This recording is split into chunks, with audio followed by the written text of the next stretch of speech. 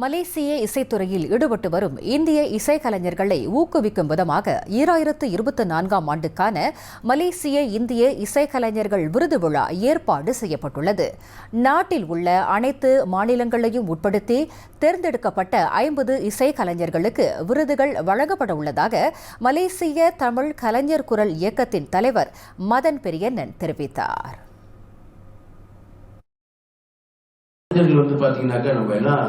மேடையில் நீங்கள் பார்க்கும்போது அந்த சிங்கர்ஸ் தான் முன்னுக்கு பார்ப்பீங்க.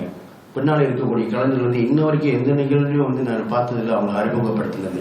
ஆனால் அவங்களோட சேவை தான் பெரும் சேவையாக இருக்கும். இன்னைக்கு அவங்கள பார்த்து மேலும் இவ்விழாவில் கிள்ளான் வட்டாரத்தின் 2 அறிவிப்பாளர்களுக்கு சிறப்பு விருது வழங்கப்பட உள்ளதாக அதன் ஏற்பாட்டுக்குழு தலைவர் விக்னேஸ்வர் பாலச்சந்தர் தெரிவித்தார். 52 பேருக்கு இந்த அவார்ட் நம்ம கொடுக்கப்படுகிறது. ஸ்பெஷல் அவார்ட் அவங்க யாருன்னு கேட்டிங்கன்னா எம்சி பண்ணுறவங்க, அதாவது அறிவிப்பாளர். அவங்க இத்தனை வருஷ காலகட்டத்தில் இந்த இசைக்குழுவெல்லாம் நிறைய நிகழ்வு போய்ட்டு லைவ் பண்ணலாம் வாசிக்கணும்னா இந்த வட்டாரத்தில் கிளாங் வட்டாரத்தில் இவங்க 2 பேர் நிறைய நிகழ்வுகள் அறிவிப்பு செஞ்சு கொண்டு இருந்த 2 அறிவிப்பாளருக்கு இந்த நிகழ்ச்சியில் நம்ம அந்த அவார்ட் வாங்கலாம்.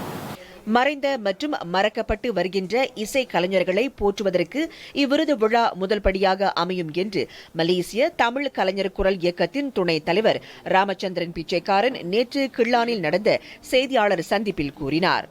பல காலமாக இசைத்துறையில் பண்பட்டு நீண்ட காலமாக பயணித்த இசைக்கலைஞர்கள், அவங்க நிறைய பேர்கள் அடையாளம் தெரியாமையே போயிருக்கிறாங்க. இந்த உலகத்தை விட்டு வாழும் போதே அவர்களுக்கு சிறந்த ஒரு மரியாதை கொடுக்கும் அளவில் அவங்களையும் கௌரவப்படுத்தணும்.